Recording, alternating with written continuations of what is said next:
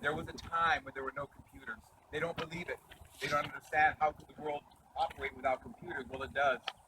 But before there was computers, there was storytelling. There was a time, a long time ago, there was no television. My mother told me of these days, and I could not believe it. What did you do for fun? I mean, how could you survive without a television? She said they survived just fine.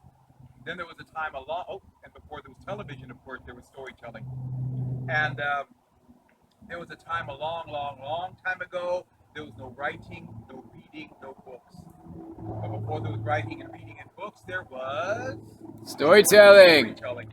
So think about it. 99.999% of human history, that's how we remembered, we taught, we shared, we learned through storytelling.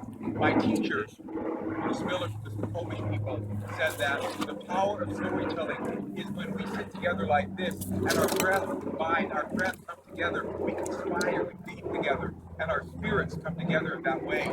So storytelling is meant to be done like this, sitting around a fire in a circle telling stories.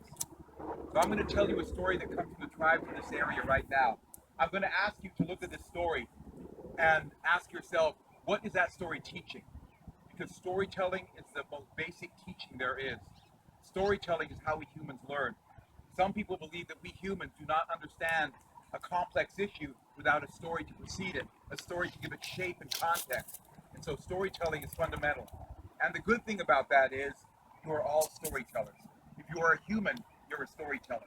So let me share this story with you.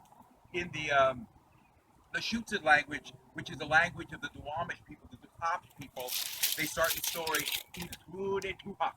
Iltude Tuhak means a long time ago. So, Iltude Tuhak, the people of this land, the Puget Sound region, all the tribes who lived here in the Puget Sound region, along all these rivers of the Puget Sound region, those people, those first people, they lived lives of fear.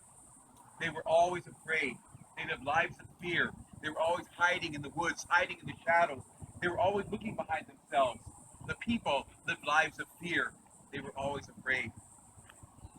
What the people were afraid of were those men who had come from the north, those northern tribes from Alaska and Canada. They would come in their big canoes and they would attack our villages. They would attack our people. They would come without warning. They would attack without mercy. They would steal and rob. They would burn the villages. They would kill people, and they would even take people back to the north as their slaves.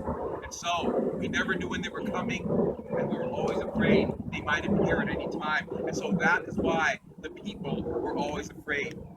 Those men from the north would attack our villages without warning. Well, there was a man in one of the villages, a man, and he said, "This is not right. My people should not be afraid." And so that night before he went to bed, he prayed. He prayed to the ancestors. He prayed to the spirits for some guidance. And while he was asleep, he had a dream. And in the dream, the stinging nettle plant came to him.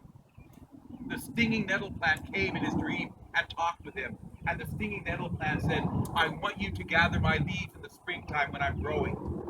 I want your people to gather my leaves in the springtime together. Together, they drink that tea, and while they're drinking the tea, I want them to say these words. I will be strong for my ancestors. I will be strong for my people. I will be strong for the ones to come. I will be strong for my ancestors. I will be strong for my people. I will be strong for the ones to come."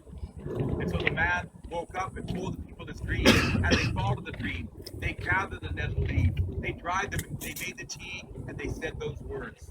And the people felt a little stronger. Well, the man had another dream. The stinging nettle plant returned to him and said, "I want your strongest men and women warriors." You see, warrior is not a gender designation here. It is a spiritual designation. You have the warrior spirit, then you are a warrior, whether you're a man or a woman. And so we have many warrior stories of women here.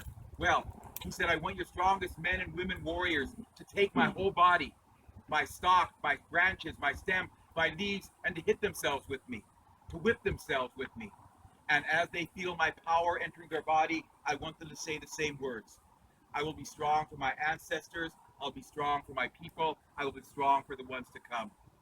And so the man told the warriors, and they took the plant, and they whipped themselves, they flogged themselves with the plant, And as they felt the power of the nettle entering their body, they said those words again. And the people felt stronger still. One day word arrived.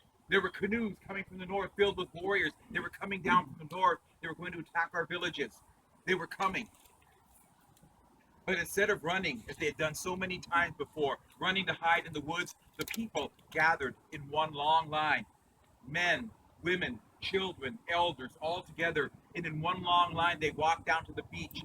And they stood shoulder to shoulder, looking out at the salt water. They stood there waiting until they could see those big canoes coming. They were coming very fast. And when they saw the canoes, the people began to sing a song in one voice. It was a warrior song. They all sang in one voice. Oh, hi-yo, oh, hi-yo, oh, hi-yo, oh, hi-yo, oh, hi-yo, hi-yo, oh, hi-yo, hi-yo, oh, hi-yo, oh, hi-yo, oh, hi-yo, oh, hi-yo, oh, hi-yo,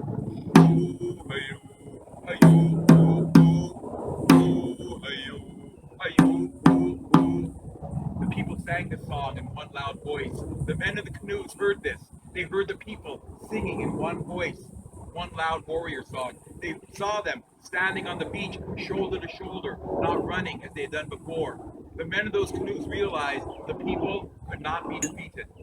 The people could not be defeated, and so they turned their canoes and they went back to the north, leaving our people safe, leaving our villages unharmed. And that is all. That story is called How Nettle Saved the People. Now that is a story our people tell. And that story, to some of you who spent too long in the Western educational system, your brain might be telling you a few things that story can't be true. That story can be true because plants don't talk to people. Plants don't give people that kind of power. Plants can't save people, and so there's all these things about this story that a Western mind might say is not true. But our people say this is only one kind of learning. There's another kind of learning our people know is very important, and that is in here. That kind of teaching is where the stories go. They teach you how to be a good person, how to live in the world in a good way with other people, and live in the world in a good way with the world itself. And so these stories speak a different language. So right away, I want to make sure you understand, even though these stories might sound fantastic and they could never happen in what we call the real world, how many of you have ever had a dream and you woke up the next tell you something, but your brain couldn't figure it out, but you knew it was trying to tell you something very clearly, and you thought about it, you wondered about it, you prayed about it, and one day you realized what that dream was about. These stories are the same way. These stories operate from the same place that dreams come from. They speak to that part of you that needs a different kind of a teaching. Needs to understand that this world has a meaning. Everything has a meaning. All the plants have a meaning. All the animals, people have a meaning. I have a meaning in the world. We all have a meaning in the world. We need assurance that is the case. And so these stories are told to teach us in here that we have a place in this world. We are here for a reason. So I'm going to ask, this is what I do with storytelling. I've been told not to do it, but I'm an artist, I'm the oldest of brothers, and I'm a Virgo, so everything adds up. I don't quite follow my directions. But what did any of you learn something in this story? Something you thought, this is something as a teaching. This is something that might help me understand living in this world. This is something I should think about more.